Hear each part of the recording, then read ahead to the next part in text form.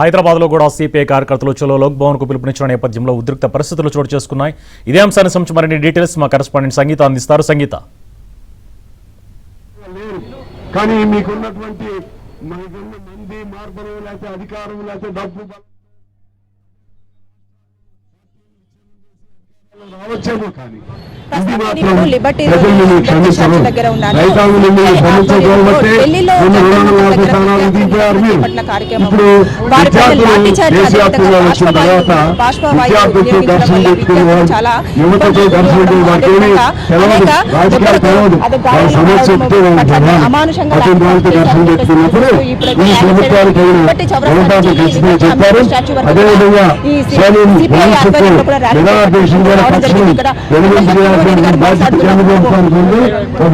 ప్రధానాన్ని కూడా కాపాడాలని చెప్పి డిమాండ్ చేస్తా ఉన్నాం. సార్, ఇప్పుడు లాఠీ చార్జ్ చేశారు. అదేవిధంగా విద్యార్థులు అక్కడ మేము పార్లమెంటుకు మేము సైలెంట్ గానే వెళ్తాము, మా ఒక కార్యక్రమం చేసుకుంటాం, నీటి పేపర్ పైన లీకేజ్ పైన ఇంత జరుగుతుంది, ఎలాగైనా సరే అక్కడ ఉన్న ఎడ్యుకేషన్ మినిస్టర్ని మీరు సస్పెండ్ చేయండి అని చెప్పేసి అన్న దాన్ని ఎందుకని తీసుకోలేకపోతున్నారు ప్రభుత్వం?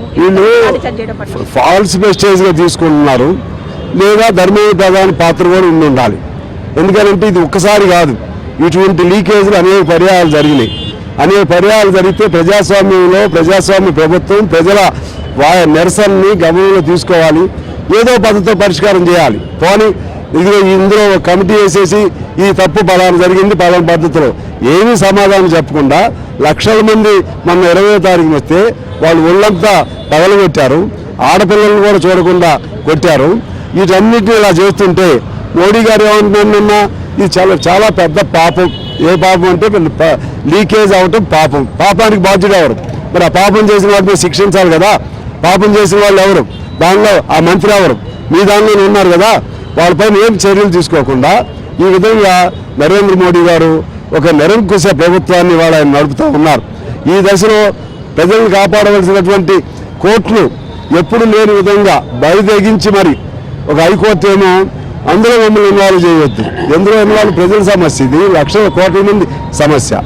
దాంతో సుప్రీంకోర్టుకి వెళ్తే ఆ సుప్రీంకోర్టు చీఫ్ జస్టిస్ గారు ఏమంటాడంటే ఆయన ఇందులో మా టైంని వృధా చేయొద్దు, మీ టైంని వృధా చేసుకోకండి, వీడియోలు ఉన్నాయి అని చెప్తే ఆ వీడియోలు కూడా మేము చూడడం అవసరం లేదు, మాకు సమయం కుదరదు అని చెప్పాడు ఆయన. ఎవరు? బొద్దింకలని పేరు పెట్టిన ఆయన. మేము ఏమంటున్నామంటే ఇప్పుడు ఇంకా మీరు ప్రశ్న వేశారు, ఇవాళ బయట నుంచి వచ్చి పోలీసులు కాదు లాఠీ చార్జ్ చేసింది, బయట నుంచి వచ్చి లాఠీ చార్జ్ చేశారని చెప్తున్నారు మీరు. ఇది ఎంత అన్యాయమైనటువంటి అబాండం అంటే మరి బయట నుంచి కూడా వారికి నేమ్ ప్లేట్స్ కానివ్వండి, అంటే మామూలుగా ఒక డిపార్ట్మెంట్ నుంచి వస్తే వారి యొక్క నేమ్ అనేది ఉంటుంది, వారికి ఒక డిజిగ్నేషన్ అనేది ఉంటుంది. అక్కడ వాళ్ళను మీ డిజిగ్నేషన్ ఏంటి, మీరేంటి, మీ పేరేది, మీ నేమ్ ప్లేట్ ఏదని చెప్పేసి మీరు ఏ డిపార్ట్మెంట్ నుంచి వచ్చారని చెప్పేసి అడిగినప్పటికీ కూడా కొంతమంది సివిల్ డ్రెస్లో ఉండి పిల్లలపైన లాఠీ చార్జ్ చేయడము, అలా వీడ్చుకుంటూ వెళ్ళడము, అసలు అమ్మాయిలు అబ్బాయిలను చూడకుండా ఇష్టానుసారంగా ప్రవర్తించడం పట్ల చాలా మంది విద్యార్థులు క్వశ్చన్ చేసినా కూడా ఆ క్వశ్చన్కి ఆన్సర్ చెప్పకుండా వారు లాఠీ చార్జ్ చేస్తూనే వస్తున్నారు. దీని పట్ల మీరు ఎట్లా స్పందిస్తారు? మరి పోలీసులు ఏం చేశారు? పోలీసులు ఆ విధంగా చేసే వాళ్ళని ఐడెంటిఫై చేసి ఇది పలానాడు రుజువు చేయాలి కదా. పోలీసులే ఆ డ్రెస్సులో రావచ్చు కదా, పోలీస్ డ్రెస్ కాకుండా సివిల్ డ్రెస్లో పోలీసులే రావచ్చు కదా, లేదా ఆర్ఎస్ఎస్ వాళ్ళు రావచ్చు కదా. వేరే వాళ్ళు వచ్చి విద్యార్థులపై అంత ధైర్యంగా అక్కడ చేస్తారా? ఇవన్నీ ఇష్యూని డైవర్ట్ చేసేటువంటి పాలిటిక్స్ ఇది అన్యాయం. ఈ అన్యాయమైన పద్ధతుల్లో లక్షల కోట్ల మందిని వాళ్ళ భవితవ్యాన్ని పణంగా పెట్టకూడదు.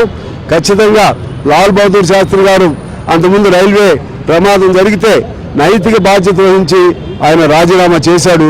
ఆ విధంగా ధర్మేంద్ర ప్రధాన్ రాజీనామా చేయాలి, లేకపోతే ఆయనతో చేయించాలి, లేకపోతే దానికి మూల్యం ఇవాళ మోడీ